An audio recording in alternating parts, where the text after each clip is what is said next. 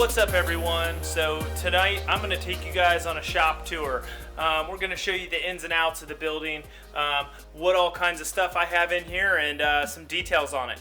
It's probably going to be a feature-length film, so either strap in or swipe away or whatever you want to call it. Close that tab because this might not interest you. Alright, so when I first got this building, when I first moved in, this 30 by 40 building was completely bare. Had bare walls, didn't have anything on it. There was a little workbench, but it was nothing to write home about. It was about a 2 foot wide by 8 foot long workbench. Somebody cut a 2 by 8 sheet of plywood in half, slapped that bad boy together, bam, workbench.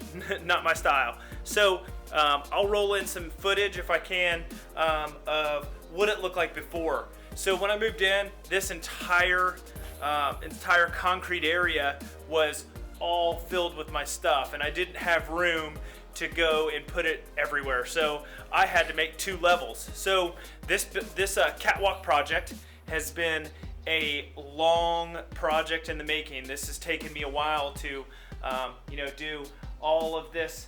Is 2 by 6 framing underneath, or 2 by 6 flooring with a 5/8 plywood on top.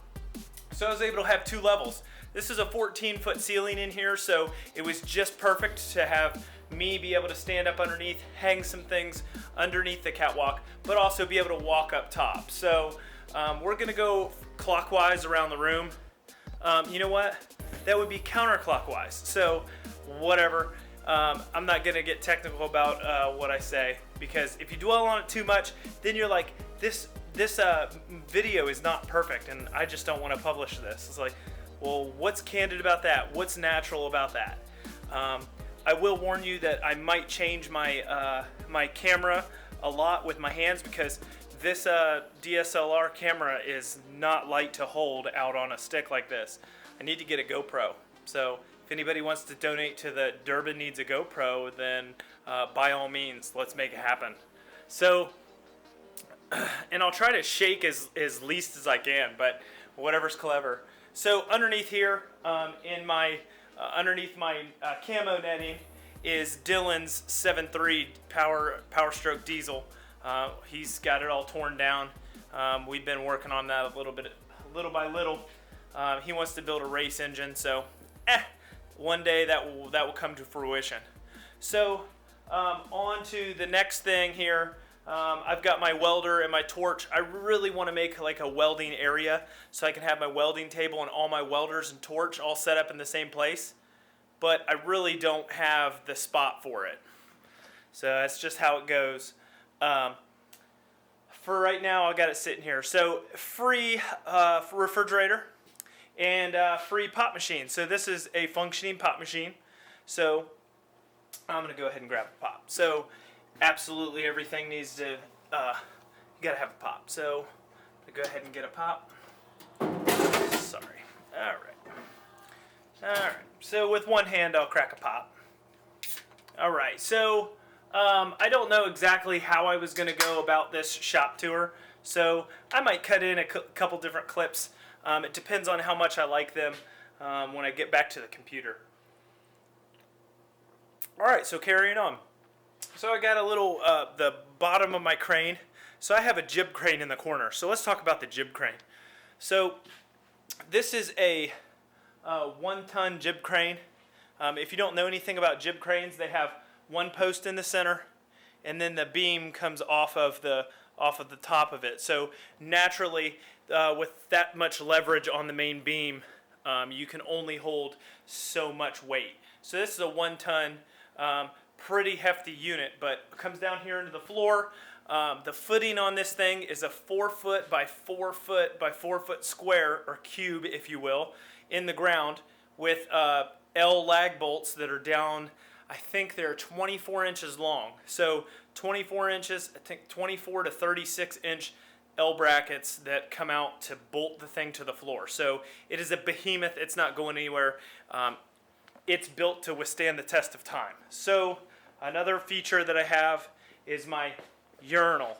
So no man cave or man shop is complete without a urinal. So if anybody's interested in how I have my water set up, I don't have any running water out here in the shop. So one of the things I did was plumb up a my red water tube coming down the wall. We'll step in a little bit closer. So my red water tube comes down from up above on the catwalk. I have a 15-gallon tank that sits directly above us on the catwalk, and I've literally just cut a hole in the side of the barrel, which I'll show you in a few. The garden hose attachment comes out down here to my sink, and then literally the water pressure from the 15 gallons above will operate your basic necessities. Little ball valve to flush my urinal, and then I just have it punched out through the wall. So, and then it just drains outside into a little gravel pit that I built for it out there. So it just naturally kills the grass, whatever, no big deal. So the next thing is my Ramco fully automated parts washer. So this is an agitating parts washer. It goes up and down with air pressure. It goes. So very nice unit to have to wash some parts and be able to agitate it, and as it goes up and down, it cleans the parts very well. So obviously operated by error, and I have that plumbed up throughout the shop with just the old Goodyear rubber hose, because you don't need anything fancy to be functional. So a lot of my stuff is done on budget. A lot of it is done with very little money spent. So when I have a 100-foot air hose, run it throughout the shop, put some T-fittings in it, and boom, go with it. Moving on, this is another parts washer. This is basically just a ZEP parts washer. I think this is considered a 20-gallon, or it might be a 30-gallon.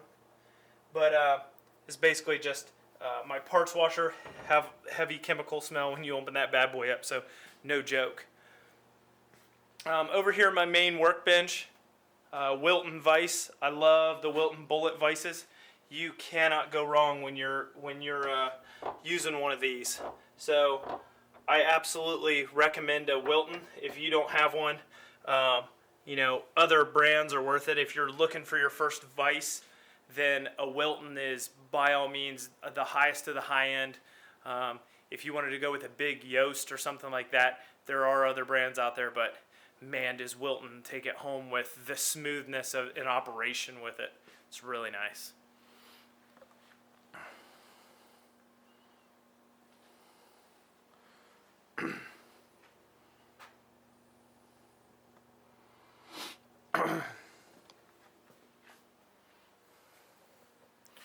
Alright, so moving along here, I've built a little grinder stand. I did have this DeWalt grinder. This is an 8-inch model. I had this mounted over here on the bench, and it made a hell of a racket and vibrated everything on my wall. So I did it absolutely 100% standing pedestal for it, and it makes no noise, or no vibration. Obviously it makes a little noise, but very little vibration when I run it, so it's very nice. My small hobby drill press is a Craftsman.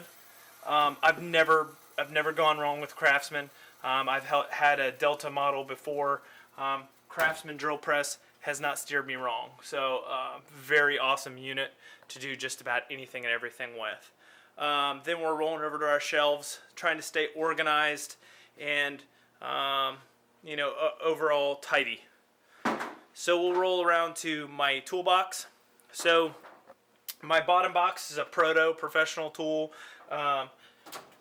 just the bottom cabinet, very nice construction. On top of it I have the snap-on road chest, also a very nice unit. Although expensive, they're well worth the money, and you don't need a toolbox that's 72 inches wide. A lot of guys are like, like Tim Allen, and they've got to have a 72-inch wide toolbox. Just not necessary. So the next thing on the path is my drill press corner. So on my Instagram, I've posted videos and pictures of this restoration project. This is a 15-inch floor drill press made by W.F. and J. Barnes. I don't know the exact date that this was manufactured, but I know the patent was 1890s. So this is an old Babbitt bearing drill press that runs on a leather belt. Very nice addition to the shop. I've gone through and completely gone through and redone this. So went through, cleaned the electric motor. They originally did not come with electric motors on them when they were built. They were built for leather belts that were throughout the factory, and you had a giant master leather belt, and then the other leather belts came down for each machine. So very cool. It would have been truly epic to see it working in that environment back in the day.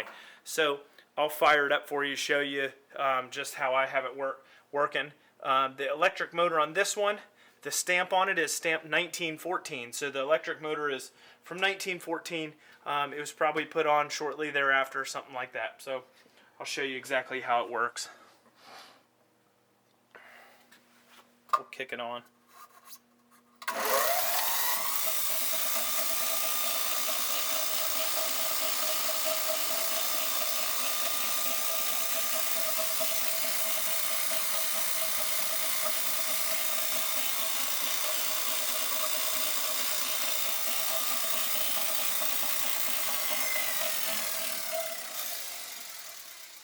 Alright, if that's not a great piece of history, then I don't know what to tell you.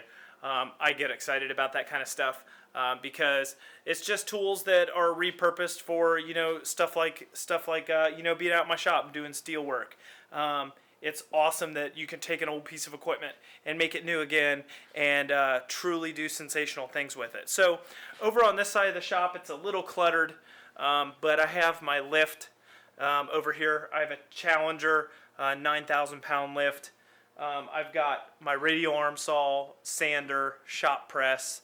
I have a table saw over there that's a 10-inch Delta table saw. So just my woodworking stuff that's basically being collected here against the wall because I don't have any room for a wood shop yet. So I plan on doing a wood shop in the future. Just haven't got around to it. I'm going to build a huge shed that has room for a tractor and wood shop. Hopefully store some other cars. So got my tonneau cover up on the wall for the F350. Got the Corvette sitting snugly in here and hanging out underneath the cover. If you haven't seen the Corvette yet and you want to know the story on it, you can click on the card. I'll link up here in the left-hand corner or right-hand corner, my left-hand corner, and you can check that video out if you're interested on the Corvette. So, all right, so we pan over here to our hangout area. So I got my couch and my little love seat. So I like to hang out and jam as well as work. So when you're done or you're taking a break, what I call union break, you want to be able to watch TV on the big screen. You want to be able to listen to music. The sound system in here, I'm running an old Technics AV receiver. So my AV in here is old and dated, but yet it works awesome. So a Technics receiver with the good old Pioneer 101 disc. So remember when you had CDs and you didn't plug in your phone for everything, or have Pandora, or have this huge memory stick where you have all these MP3s? Yeah, back in the day we had CDs, and I have 101 of them. Actually, I have 81 CDs in there. So my entire CD collection, I think, is all in that CD player. So big screen DLP, just old, came from the house. The speakers, I'm rocking a Jamo surround sound system. So I'm rocking a 5.1 surround sound. So it's sweet. I've got my speakers back here on the Catwalk on both sides. So I got surround in here. So when we're watching movies, got James Bond on because I'm a James Bond fan. You can listen to it on surround sound. So now we're up here on the Catwalk. As you can see here, I've got my stuff that I'm organizing and putting away. So as I organize here, I go ahead and put them in my storage bins. So I try to stay fairly organized, keep all of my stuff sorted, and all that good stuff. So we're going to be up underneath fluorescent lights from time to time, so my face is going to look all lit up and look pretty. But these are actually T8 housings. My buddy Dylan got them from a project where they were tearing them out and were going to throw them away. So he got me like 14 housings, and we put 6 housings on each side of the shop. So I've got big, nice light over the bay where you would otherwise be doing car work and stuff like that. But it makes me look pretty for the videos, so I like it. So, more organizing, all the stuff. My dad has always stored stuff in coffee cans, so naturally I have a bunch of coffee cans. Quick story on my hoist here. So this is an old chain hoist. This is a universal chain hoist. It's a 1 ton. This came from my grandfather's foundry. So he had a foundry, did a lot of metal work and forging, and this hung on a steel beam, almost just like this, that was in his barn. So straight from his foundry into my shop, still putting it to use. I don't know the exact date stamp on it. I can do some, and I'm already talking wrong about it. This is a 2 ton. So my jib crane is a 1 ton, and the actual universal chain hoist is a 2 ton. So I'll show you exactly how the jib crane... Alright, so a quick down and dirty of how this jib crane operates. So this bad boy just swings around. It'll swing out into the shop, and then all I do is pull the hoist out on it. So here on my catwalk, I have taken out I didn't build a railing here, so when I'm ready to use it, I just shove it over the edge, and we work on it, work with it out in the shop floor. So the chain comes down, and that's how it operates. It's too easy. You always want to keep it really lubed up so that things will, glide easily on it. And then boom, right back into position. So that's how the jib crane operates. Awesome asset to have. We've used it for taking the truck bed on and off Dylan's truck. We've taken an engine out with it. We even unloaded the pop machine with it when it came here. So awesome asset to have. All right, so earlier I was talking about the 15-gallon drum that I have that's plumbed in for the sink and the urinal downstairs. I just have this garden hose attachment. All I did was drill a hole in the bottom of the barrel and then put my garden hose attachment on, and then boom through the floor. Too easy. So quick explanation of how that went. All right. So some some consumables, all my trash bags and paper towels and stuff like that. My desk, this is just my shop desk, so I have some computer, I have some computer stuff on it. I have stuff like shop manuals and stuff like that. We want to print out some pages out of the shop manual for working on the cars, whatever it might be. So a lot of storage goes into filing cabinets that I've acquired over the years of just people throwing them away or otherwise, getting rid of. A couple workbenches up here, just storage for all of my excess crap that I don't use on the daily, but I need it from time to time. So that's all I have up here basically. So a little view out over the shop here. So some people might have noticed. So I have a topside creeper for working on the F350, and I also have a topside tool tray. So what I've done is run a cable down to a boat winch down here. So I have my boat winch. I have my boat winch attached to my 6x6. It goes up my cable and then holds my topside creeper through some pulleys. And then when I want to get them down, all I do is let the boat winch up and drop them to the floor. And then they drop down here on the floor and you unhook them. It's too easy. I'm not going to get up in the attic for this shop tour. Just know that my extension ladder goes up into the attic. I have a small attic up here for all my junk. Literally junk. I've got my tool cart that I use for basic maintenance. I also have my metal cart and my welding table. So a couple different things that were in the center of the shop that I didn't go over from up there. So thanks for sticking with me. It probably wasn't that big or that long of a video. It probably wasn't feature length as much as I had expected, but I will try to roll in some footage of what it looked like before, what it looks like now,